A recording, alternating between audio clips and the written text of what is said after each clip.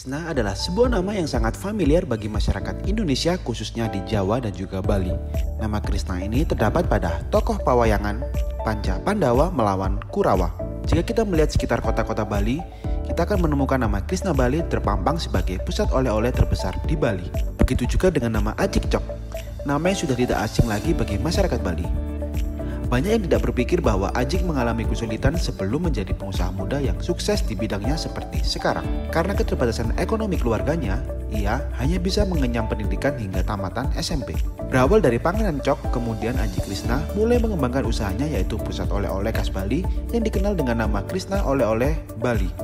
Ia telah membangun lebih dari 20 anak perusahaan yang tersebar di berbagai daerah di Bali, dengan total karyawan yang lebih dari 2.000 orang.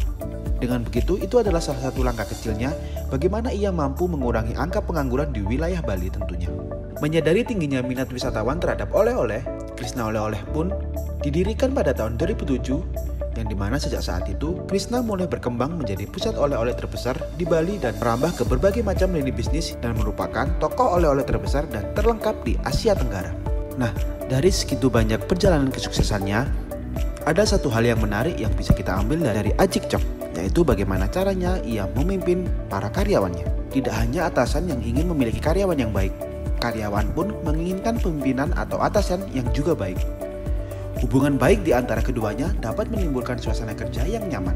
Karena cara menjadi atasan yang baik dan disukai oleh bawahannya, itu bagaimana cara ia memberikan pengarahan dan juga evaluasi kepada karyawannya, yaitu dengan cara jika sang karyawan melakukan kesalahan, ia memanggil karyawan itu dan memberikan ia masukan untuk lebih berhati-hati dan memberikan solusi agar masalah itu tidak terjadi kembali. Dan juga Ajik Cok menghindari memberikan atau membeberkan kesalahannya pada karyawan yang lainnya. Dan selanjutnya, bagaimana seorang pimpinan harus menjunjung tinggi profesionalisme. Dengan begitu, Ajik Cok tidak mengenal lagi istilah tangan kanan, tangan kiri, keluarga maupun saudara. Semuanya dipandang sama di dalam kacamata pimpinan. Dan yang terpenting adalah bagaimana cara Ajik Cok mendidik karyawannya, yaitu dengan cara memberikan contoh yang diberikan langsung. Pada intinya, seorang pemimpin yang baik dan disukai oleh bawahannya adalah mereka yang bisa membangun kedekatan dan suasana yang nyaman tanpa kecanggungan.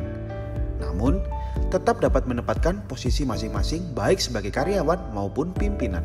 Jika Anda adalah seorang pimpinan perusahaan, bisa mencoba cara bagaimana Ajik Cok memimpin perusahaannya. Nah, kira-kira dari kisah tadi inspirasi apa lagi yang bisa kita ambil? Tulis di kolom komentar ya.